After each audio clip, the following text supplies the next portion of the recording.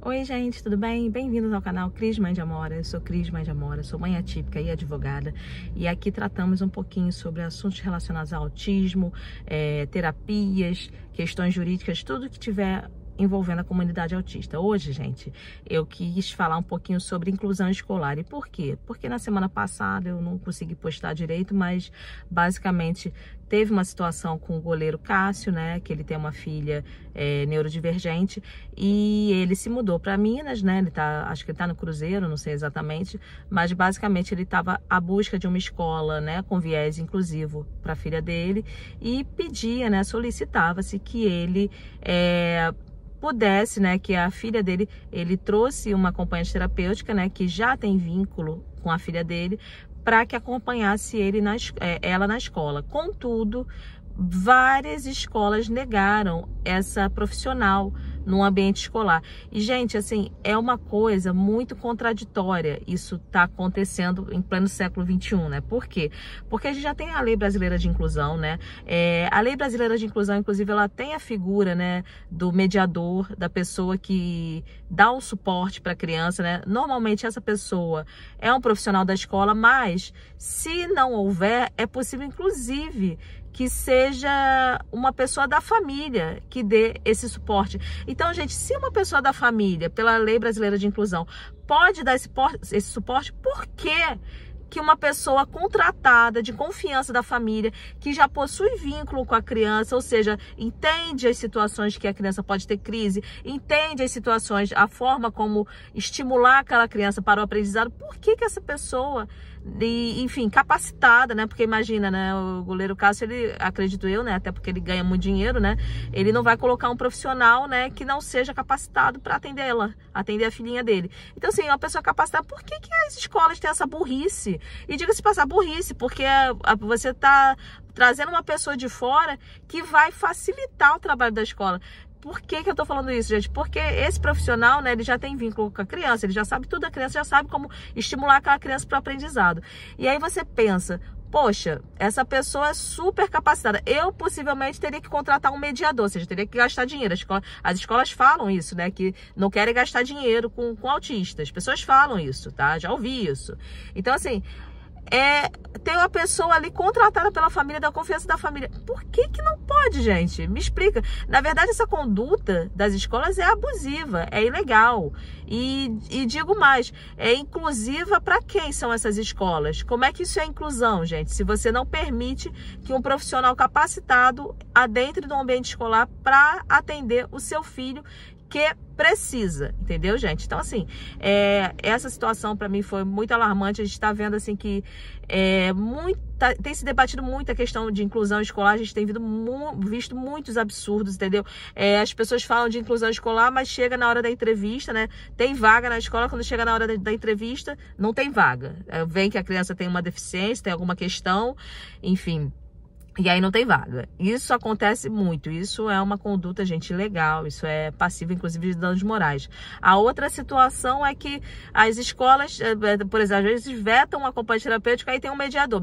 O mediador não tem treinamento, não sabe lidar com uma criança com autismo. Assim, crianças com autismo, gente, são únicas. As pessoas são únicas, eu sempre falo isso. Mas crianças com autismo, eles têm muita especificidade. Não é uma receita de bolo, entendeu? Todo autista vai andar na ponta do pé, todo autista vai sair correndo desbaratinado. Gente, não é assim que funciona. Então, assim, cada criança é única. Então, assim, você tem que ter uma expertise, uma sensibilidade muito grande para conseguir verificar, muita observação para ver o que aquela criança ela consegue interagir mais, com o que aquela criança se estimula mais para fins de aprendizado. Então, assim, não tem sentido, né, a escola vetar, né, um profissional, né, indicado pela família e colocar um mediador que muitas vezes é um estagiário, entendeu? Gera um custo para a escola, eles não gostam, entendeu?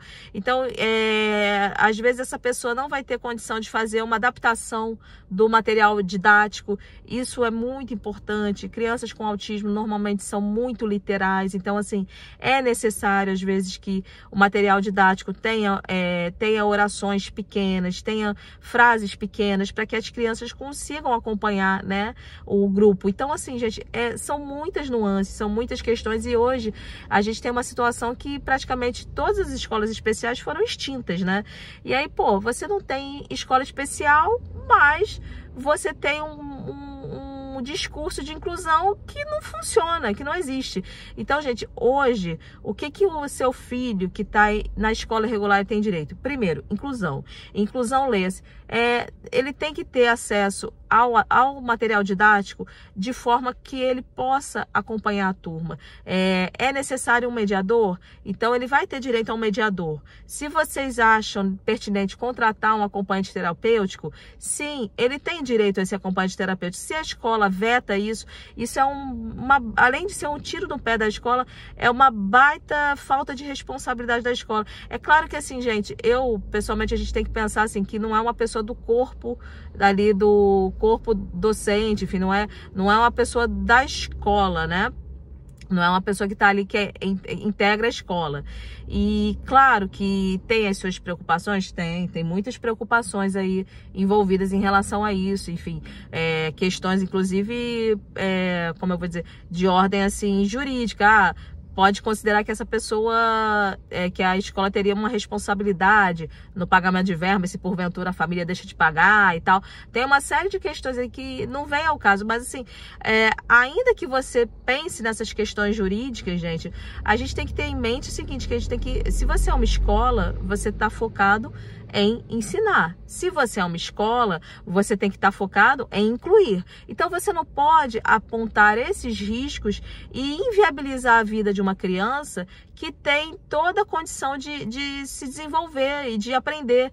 Eu estava vendo esses dias uma gravação do Dr. Paulo Liberalesso, que eu acho ele maravilhoso, e ele falou assim: toda criança pode aprender.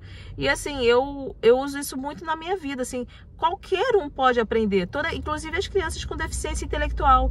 E a gente vai ter que, talvez, ensinar 1000 vezes, mas talvez a gente tenha que ensinar 1000 vezes de uma forma que talvez uma criança típica não entenderia. A gente tem que ter essa leitura de que todo mundo pode aprender. As possibilidades estão aí abertas para todos, e a gente tem que entender que se a escola se propõe a ser uma instituição de ensino inclusiva, e hoje, considerando que a inclusão é obrigatória, né? Não há que se falar que você não vai fazer inclusão. Se você tem essa finalidade, se você é a escola, a sua função social é ensinar, incluir e criar pessoas, adultos, cidadãos que sejam minimamente conscientes, né? Que eles consigam conviver em sociedade e entender as diferenças das pessoas, gente, é sim importante que a escola tem essa ideia de que ela vai ter que, por vezes, assumir alguns riscos, ainda que jurídicos,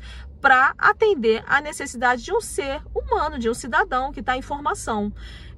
Eu sempre fico muito chocada, eu sempre tenho alguns relatos selvagens sobre escola, sobre situações de profissionais praticando atos de violência e não conseguindo lidar com crianças, talvez que se desregulem e venham a bater em outras crianças. Gente, eu vou ser muito honesta com vocês, se isso acontece, de alguma forma a escola está falhando também. Não estou dizendo que a criança não se desregule, mas tem alguma falha da escola. E talvez tenha que chamar os pais, os terapeutas que cuidam dessa criança e ver o que pode ser feito, se há possibilidade de fazer um treinamento de um mediador. Agora, deixar uma criança entregue aos leões, num ambiente super estimulante, que a escola tem sinal, tem grito, tem tudo, né? Uma criança com TEA, é super estimulante. E achar que a criança sem nenhum suporte vai dar conta, pode ser que algumas crianças deem, mas tem outras que não, gente. A gente tem que sempre trabalhar com as individualidades das pessoas, né? E por conta disso, gente, tem tido muito problema de situações de violência em ambiente escolar. É necessário, sim, acho que uma criança com TEA, eu pessoalmente acho que precisa de um mediador, ainda que sejam aqueles ditos Asperger, né, que tem nível 1 de suporte. Eu percebo, assim, que é necessário, sim. E a ideia do mediador, gente, não é para que a pessoa fique para sempre com o mediador, é para que essa pessoa consiga dar um suporte e mais à frente essa criança não precise mais desse suporte, entendeu? A minha ideia, pelo menos o que eu penso para minha filha está com 6 anos, acabou de completar 6 anos. Inclusive eu não postei semana passada porque eu estava muito envolvida com as questões do aniversário sozinho dela. Mas assim, minha filha tem 6 anos. Minha filha tem uma acompanhante terapêutica, né? A escola permite que ela tenha uma acompanhante terapêutica. E assim, a minha ideia para minha filha é que ela consiga fazer as coisas dela sozinha mais à frente. É a minha perspectiva. Minha filha não tá falando ainda, tá aprendendo a falar, mas não tá falando ainda. Mas a minha perspectiva é que ela seja o mais funcional e o mais independente possível, apesar do autismo. Então, gente, essa questão da escola de não capacitar os mediadores, de não oferecer mediadores e depois vir a cometer atos de expulsão, cometer suspensões, né? Esse tipo de conduta, ou até às vezes violência dentro da escola, isso é gravíssimo. Isso pode sim ser judicializado, pode entrar com uma ação, com processo, enfim. Mas assim, gente, o que me chama a atenção é que isso tem que mudar, gente. A gente tem que pensar como sociedade e como a gente inclui as pessoas. E assim, eu tô falando de autismo, mas tem pessoas que têm deficiência física, né? Porque o autismo é considerado uma deficiência oculta. Mas tem pessoas que têm deficiência física, tem toda sorte de situação. E hoje, com essa determinação de que as escolas têm que ser inclusivas e praticamente extinção das escolas especiais, olha, eu realmente acho que cada vez mais é necessário sim a sociedade refletir como um todo sobre o que a gente pode fazer. Acionar o Ministério Público, porque eles tutelam o direito de criança, acionar a Defensoria Pública, se for necessário, o que for, para que nossas crianças tenham um acesso melhor possível a uma escola realmente inclusiva. Gente, é isso. Se vocês gostaram desse conteúdo, compartilhem. Queria agradecer a todos que têm se inscrito no canal. Eu sei que é um grupo muito pequeno ainda, mas eu estou tentando trazer sempre alguma informação que possa vir a ser útil para todos, tá bom? Um beijo, tudo de bom.